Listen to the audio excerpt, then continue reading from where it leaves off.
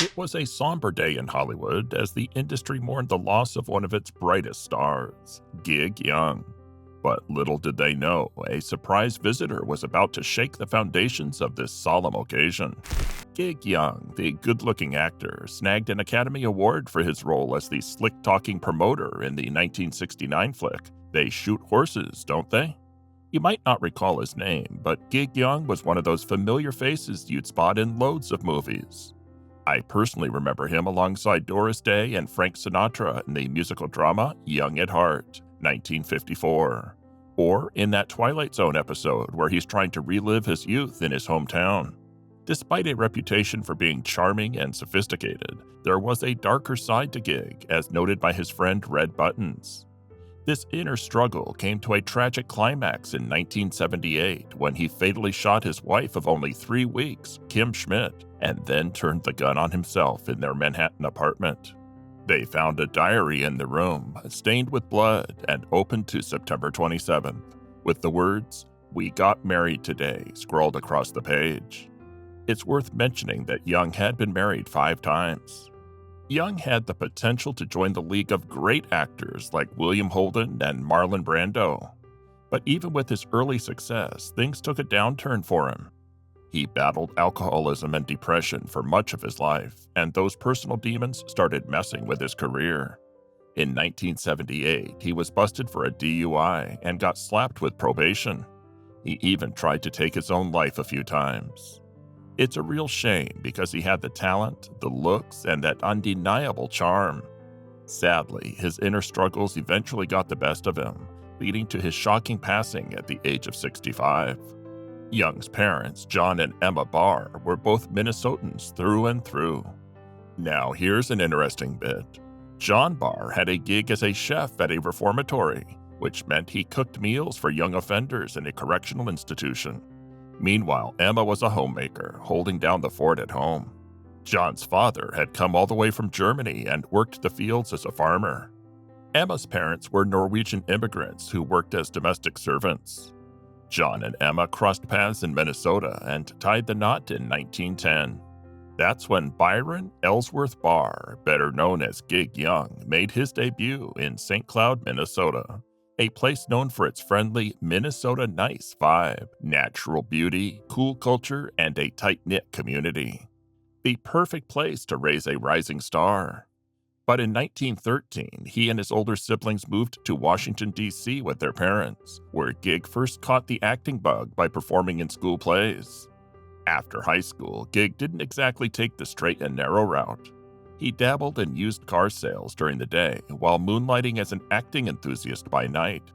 He had big dreams and a fierce determination to make it as an actor. Then one day, a buddy offered him a ride to Tinseltown if he would chip in for gas money.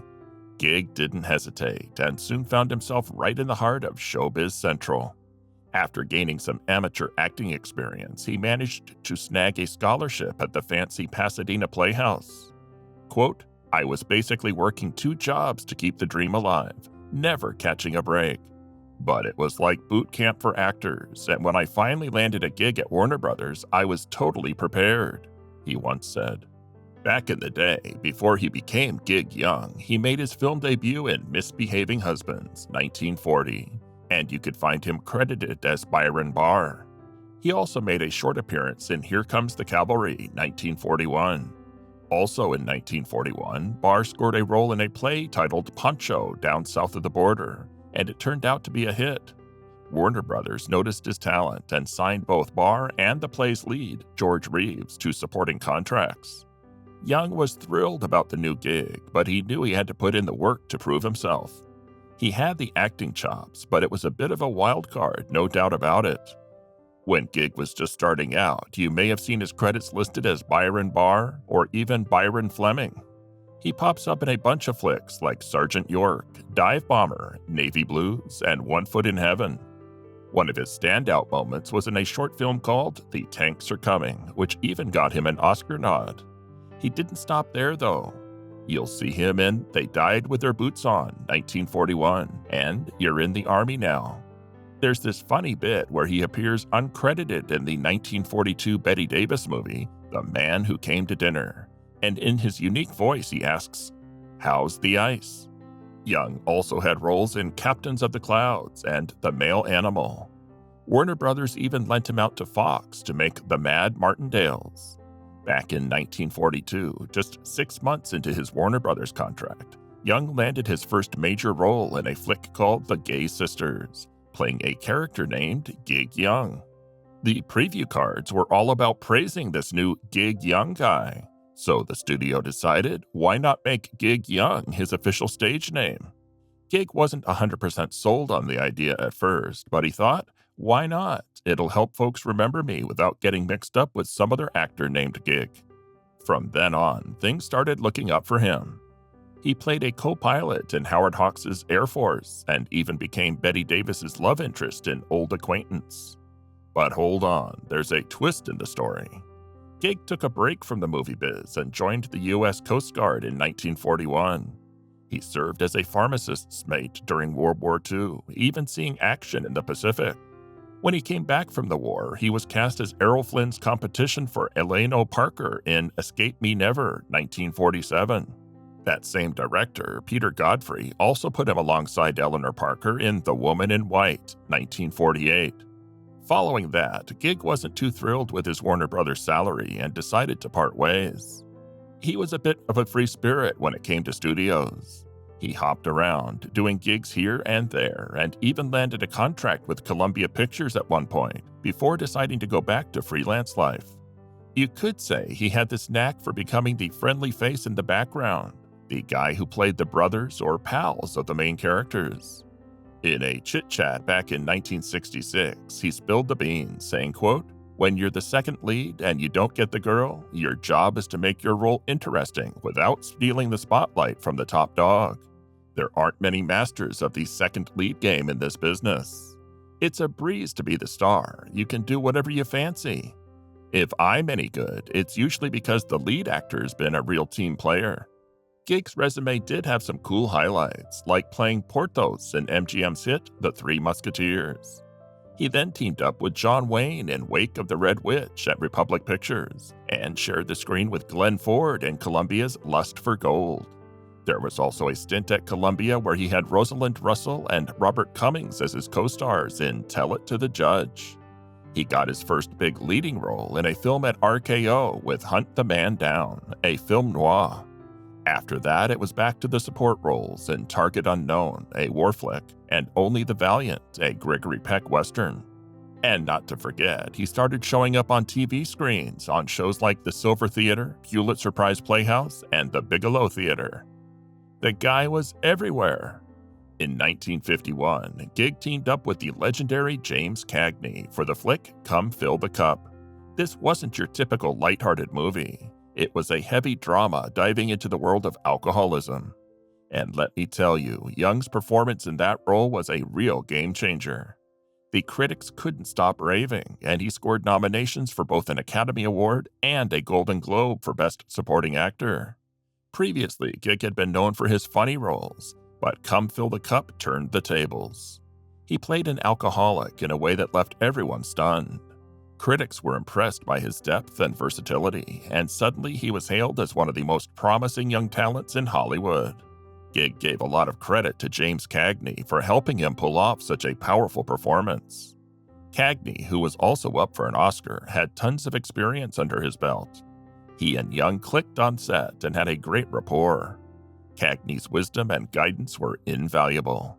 Young's performance in Come Fill the Cup still gets props as one of his finest.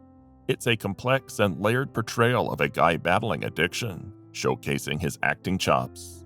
It basically solidified his reputation as a serious actor and opened the doors to more challenging roles down the road. Young teamed up with Van Johnson in the MGM comedy Too Young to Kiss. The folks at the studio liked him so much that they inked him to a term contract.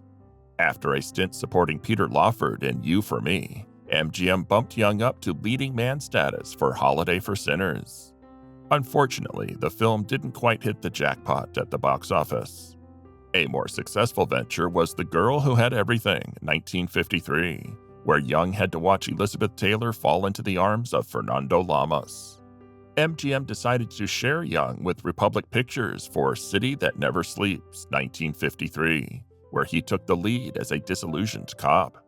Surprisingly, in 2008, Martin Scorsese picked this film to kick off a Republic Pictures retrospective at the Museum of Modern Art in New York, raving about its incredible energy and creativity.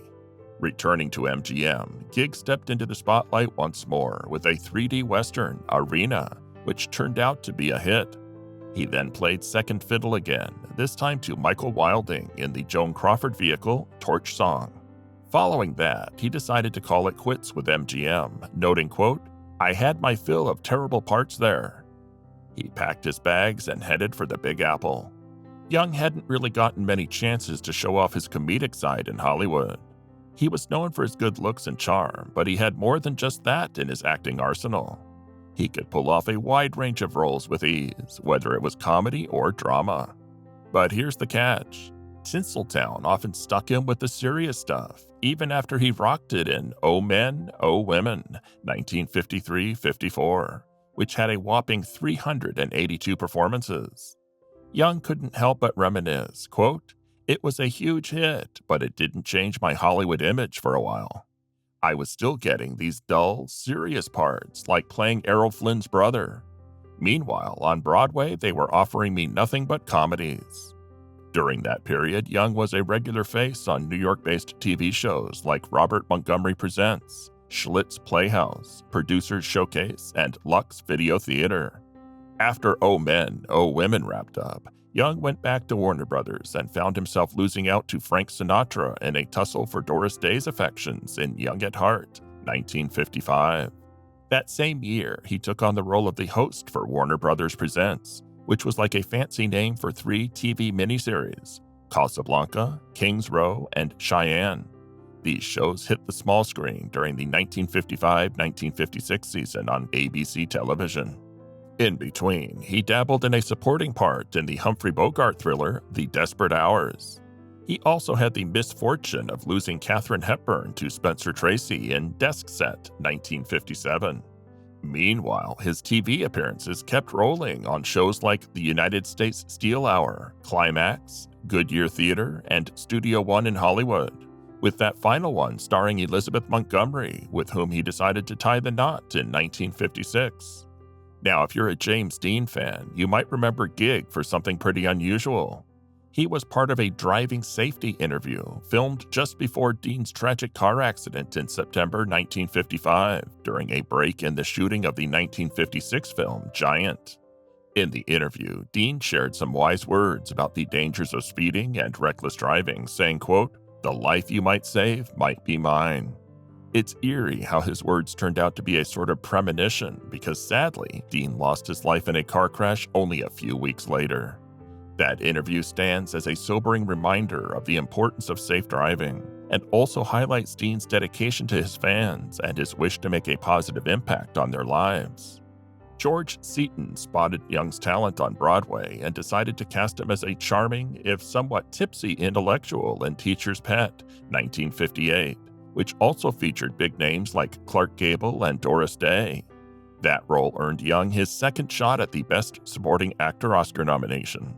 Young's next gig was back alongside Day in an MGM comedy called The Tunnel of Love, but he was still playing second role to Richard Widmark. Sticking with the MGM crew, he shared the screen with Shirley MacLaine and David Niven in Ask Any Girl.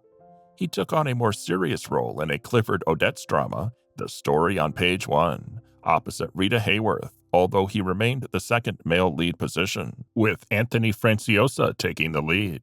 Young also made a pit stop on TV, appearing in a 1959 episode of The Twilight Zone, titled Walking Distance. He scored some meaty roles as the main man in TV adaptations of The Philadelphia Story, The Prince and the Pauper, Ninotchka, and The Spiral Staircase. He even guest starred on The Alfred Hitchcock Hour and Kraft Suspense Theater. Heading back to Broadway, he took the stage in Under the Yum Yum Tree, which had a good run of 173 performances and featured Young originating a role that would later be played by Jack Lemmon on the silver screen. Although a few film projects fell through, he didn't miss a beat. Instead, he found himself playing second banana once more in a film with Doris Day, That Touch of Mink, where he played Cary Grant's trusty sidekick. He also stepped into the ring as Elvis Presley's boxing promoter in Kid Galahad, and faced the heartbreak of losing Sophia Loren to Anthony Perkins in 5 Miles to Midnight. After supporting Kirk Douglas in For Love or Money, Young finally landed a rare male lead role in MGM's A Ticklish Affair, where he got to be Shirley Jones's love interest. On the 1964-65 NBC TV series The Rogues, Gig shared the spotlight on a rotating basis with David Niven and Charles Boyer. In reality, however, Gig ended up helming more episodes because Niven and Boyer were tied up with their own film projects. Young's role as the charming con man on the show became one of his personal favorites and significantly boosted his recognition among TV viewers. Looking back, he fondly commented, quote, "I loved it. The public loved it. Only NBC didn't love it." Despite its popularity and critical acclaim, The Rogues got the axe after just one season of 30 episodes. While working on The Rogues, Young's struggle with alcoholism was becoming increasingly evident and was beginning to impact his career. In fact, Larry Hagman had to step in as a replacement for the final 2 episodes. After the show ended, Young took on the role of Harold Hill in his first stage musical, The Music Man, and went on tour with it. He also provided support to Rock Hudson in the comedy Strange Bedfellows, took the lead in a British horror film, The Shuttered Room, and starred in a TV mystery movie called Companions in Nightmare.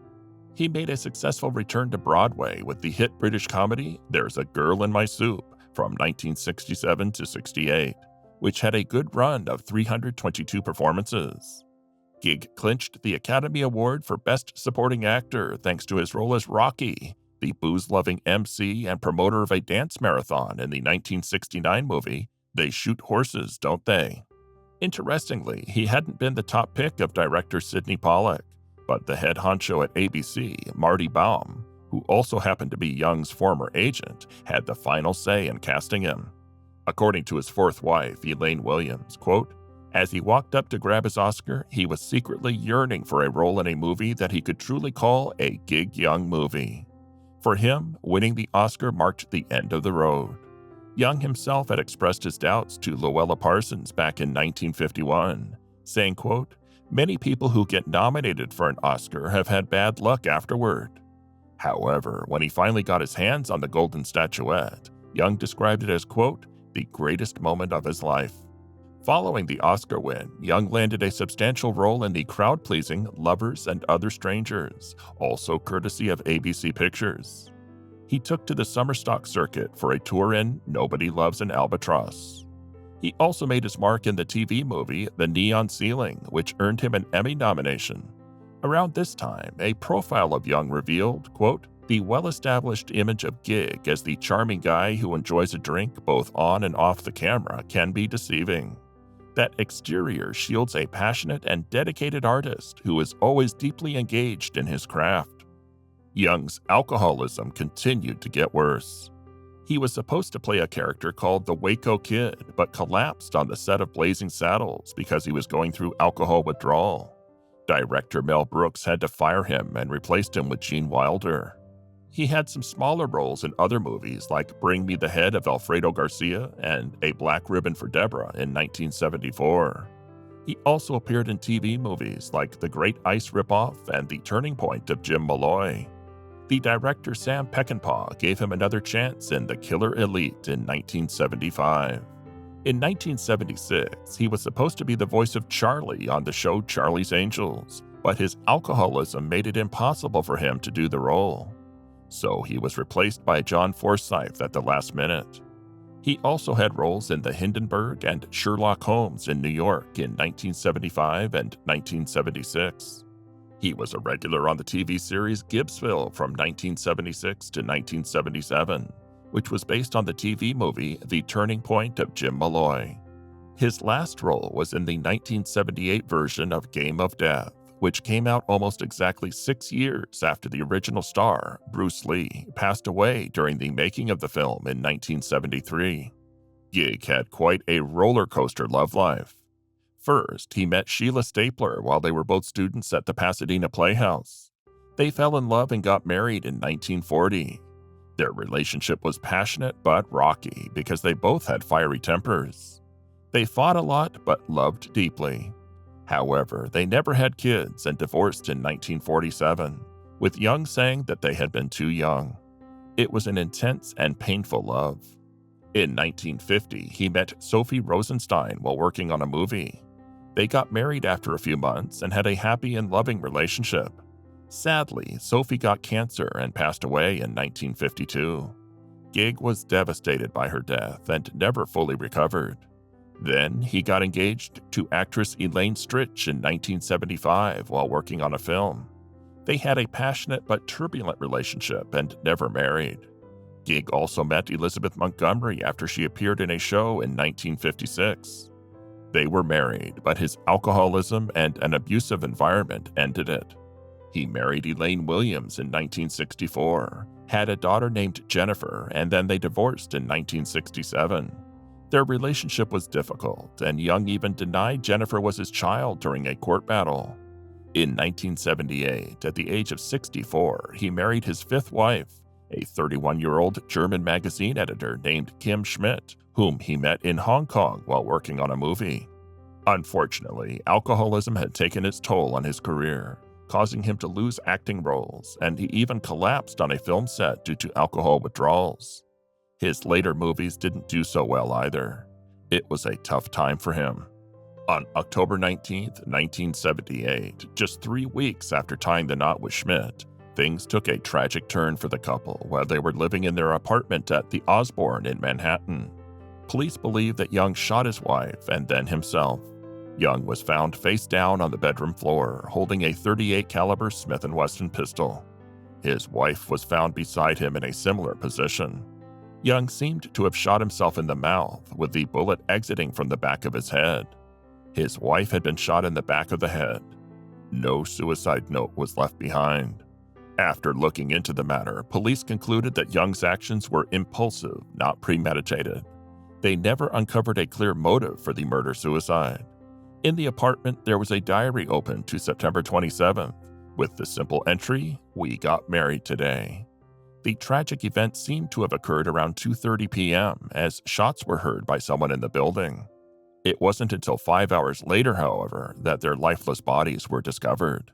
Young had been under the care of psychologist and psychotherapist Eugene Landy at one point, but Landy later had his professional California medical license revoked over allegations of ethical violations and misconduct with patients. It's worth noting that author Stephen King wrote the short story 1408, inspired by his stay in room 1402 at New York's Park Lane Hotel, which had been mistakenly associated with Young's tragic incident by a hotel bellman.